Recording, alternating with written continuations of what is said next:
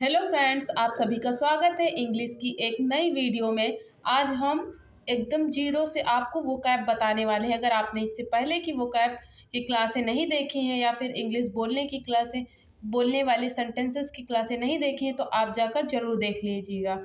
आपके लिए बहुत हेल्पफुल होगा। अक्सर आप मुकदमा शब्द तो सुनते ही होंगे, लेकिन आप इसे इंग्लिश में नहीं जानते हैं। इसे इंग्लिश में क्या कहते हैं? मुकदमा हो गया, इच्छुक हो गया, प्रक्रिया हो गया, संशोधन हो गया। आपके अंदर जिज्ञासा होती है इंग्लिश को जानने की, लेकिन आप नहीं जान पाते हैं। आज हम वीडियो के माध्यम से आपको बताएंगे छोटे-छोटे सेंटेंसेस जो लॉ के सेक्टर में आपको बहुत ही महत्वपूर्ण फ़ायदा देने वाले हैं। पहला वर्ड है कॉम्पिटेंट। इसका मतलब होता है सक्षम। क्या होता है? सक्षम। कॉम्पिटेंट का मतलब होता है सक्षम। जब आप किसी चीज़ में सक्षम हैं, तो इसके लिए आप कॉम्पिटेंट शब्द का यूज़ करेंगे, क्योंकि लॉ की जो वोकैबुलरी है वो बिल्कुल अलग होती है बाकी चीज़ों से। दूसरा वर्ड क्या है? अबेंडमेंट। अबेंड एम अमेंडमेंट यानी कि संशोधन। क्या होता है? संशोधन। तीसरा क्या है? प्रोसेस। प्रोसेस प्रोसेस का मतलब क्या होता है? प्रक्रिया। ठीक है, जब आप किसी प्रक्रिया की बात करते हैं कि ये प्रक्रिया चल रही है, होने वाली है, तब आप वहाँ पर प्रोसेस शब्द का यूज करते हैं। अक्सर स्टूडेंट परेशान हो जाते हैं कि कहाँ से वोकैबुलरी से जुड़े वर्ड को याद करें। अक्सर जो हिंदी मीडियम के स्टूडेंट होते हैं, उनको बहुत ज़रूरत होती है कि इंग्लिश कैसे पढ़ें, इंग्लिश में कन्वर्ट कैसे करें, क्योंकि लॉ, आप जब तक आपको इंग्लिश नहीं आती है तब तक आप लॉ के सेक्टर में काम नहीं कर पाएंगे। चलिए नेक्स्ट वर्ड क्या ले लेते हैं? कंपेनसेशन यानी कि कॉम्पनसेशन। इसका मतलब क्या होता है? मुआवजा। आप वर्ड को जोड़ जोड़ के जब बोलेंगे तो आपको याद होगा। कॉम्पेनसेशन क्या होता है? कॉम्पेनसेशन। नेक्स्ट वर्ड क्या है? इंटरेस्टेड। इंटरेस्टेड यानी कि इंटरेस्टेड यानी कि इच्छुक। क्या होता है? इच्छुक। जब आप किसी चीज़ के लिए इच्छुक हैं तो आप क्या बोलेंगे? इंटरेस्टेड। क्या आप इंटरेस्टेड हैं? नेक्स्ट वर्ड है कैपिटल। क्या है? Capital offence. कैपिटल ऑफेंस यानी मृत्यु दंड देने योग्य अपराध।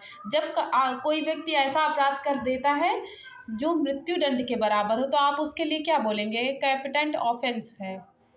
क्या बोलेंगे? कैपिटल ऑफेंस है। नेक्स्ट वर्ड क्या ले लेते हैं? एक्सप्रेस। एक्सप्रेस का मतलब क्या होता है? अभिव्यक्ति। क्या होता है? अभिव्यक्ति। किसी के प्रति जब आप अपने विचारों को अभिव्यक्त करते हैं, उसे लॉ के सेक्टर में क्या बोलते हैं? एक्सप्रेस करना। नेक्स्ट वर्ड ले लेते हैं cause of action. Cause of action का मतलब क्या होता है? कार्यवाही करना। जब आप किसी के ऊपर कार्यवाही करते हैं, तो आपको ऐसी चीज़ें, अगर सामने वाला बोल रहा है इंग्लिश में, तो आपको भी तो समझना है। अगर आप लॉ कर रहे हैं या फिर आप किसी भी कंपटीशन का एग्ज़ाम दे रहे हैं, एमटीएस हो, एसएससी, सीजीएल हो, एनडीए हो, ऐसे वर्ड पूछ लिए जाते हैं, 4 ऑप्शन दे दिए जाते हैं और पूछ लिए जाते हैं कि कॉज ऑफ एक्शन का मतलब क्या होता है। तो आप जब तक समझेंगे नहीं कि कार्यवाही का कारण, कार्यवाही का कारण। नेक्स्ट वर्ड क्या ले लेते हैं? इम्प्लाइड। इम्प्लाइड मतलब अप्रत्यक्ष। अप्रत्यक्ष। इम्प्लाइड का मतलब अप्रत्यक्ष। प्रोसिक्यूट। प्रोसिक्यूट का मतलब क्या होता है? मुकदमा चलाना। जब कोई मुकदमा आप पे चला देता है या आप किसी पर चलाने की बात करते हैं, तो क्या कहते हैं? प्रोसिक्यूट। क्या कहते हैं? प्रोसिक्यूट। नेक्स्ट वर्ड क्या है? कंसेंट यानी कंसेंट। कंसेंट का मतलब होता है सहमति। आप सहमत हैं? अगर आप सहमत हैं तो बोलेंगे, आप क्या बोलेंगे? कंसेंट। आपको बिल्कुल बोर नहीं होना, मस्ती के साथ इंग्लिश पढ़ते रहना है। नेक्स्ट वर्ड ले लेते हैं गिल्टी। गिल्टी को दोषी को कहते हैं। ऐसे गिल्टी फील हो रहा है ना, तो क्या बोलेगा? दोषी। उसको उसमें लॉ में क्या बोलेंगे? दोषी। ठीक। एग्री। आप अभी ऊपर देख चुके हैं कि सहमति। सहमति किसका मतलब होता है? सहमति होता है, हाँ, कंसेंट। कंसेंट का मतलब होता है सहमति, लेकिन सहमत किसका मतलब होता है? एग्री। एग्री का मतलब क्या होता है?